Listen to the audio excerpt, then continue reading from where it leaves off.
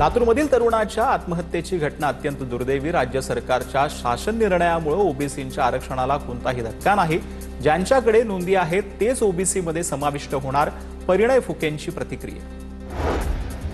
जरांगेंना कायद्यातलं काही कळत नाही, त्यामुळे ते कोणत्याही गोष्टीवर गुलाल उधळतात। मराठा अभ्यासक संजय लाखे पाटलांची टीका। जीआरचा फायदा फक्त कुणबी नोंदी शोधण्यासाठीच होणार असल्याचा दावा। समाजाला एक पैसाही फायदा होणार नाही, त्याचाही गुलाल उधळून घेतला म्हणजे उद्या कशाचाही गुलाल उधळून घेण्यासाठी तयार आहे। त्याचं कारण असं आहे, त्यांना कायदा समजत नाही, वैधानिक जे काही विचार करायची पद्धत असते त्यांच्याजवळ नाही।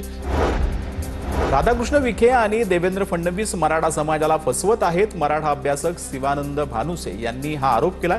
जीआरनं मराठा समाजाचा 1% सुद्धा फायदा होणार नसल्याचा दावा त्यांनी केला। की जे खूप काही मिळालं म्हणतायत तेही खोटं बोलतायत आणि जे आमच्या ताटातलं काढून घेता म्हणतायत तेही खोटं बोलतायत।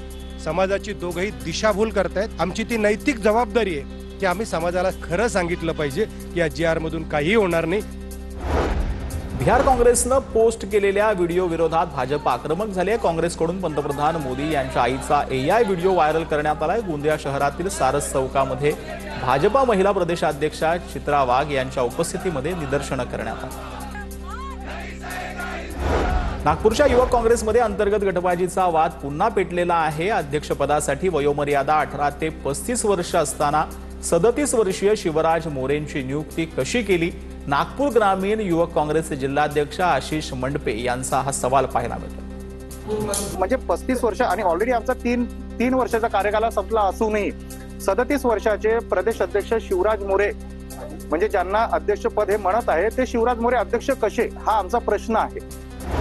समस्त ओबीसी समाज शिंदखेडा तसंच समता परिषदेचं दोंडाईच्या तहसीलदारांना निवेदन। हैदराबाद गॅजेटबाबत काढलेला शासन निर्णय तात्काळ रद्द करण्याची मागणी। छत्रपती संभाजीनगरच्या देवगिरी महाविद्यालयामध्ये आई मेळाव्याचं जे आहे ते आता आयोजन करण्यात आलेलं होतं। मेळाव्यामध्ये 450 पेक्षा जास्त आई पालकांसह प्राचार्य शिक्षक वृंद सहभागी झालेला होता। अमरावतीच्या चांदूर रेल्वे तालुक्यामध्ये मुसळधार पाऊस झालाय। शहरातून बायपासकडे आणि पळसखेडकडे जाणाऱ्या मार्गावरील नाल्यातील पाणी मोठ्या प्रमाणामध्ये रस्त्यावर आलेलं आहे।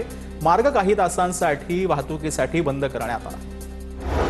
कल्याणमध्ये अश्लील मेसेज करणाऱ्या व्यक्तीला तरुणीकडून चोप देण्यात आलेला आहे। आता कल्याण पूर्व कोसेवाडी परिसरातील ही धक्कादायक घटना समोर आली आहे। दुकानात काम करणाऱ्या तरुणीला दुकान मालकाकडून अश्लील मेसेज जे आहेत ते पाठवण्यात आले।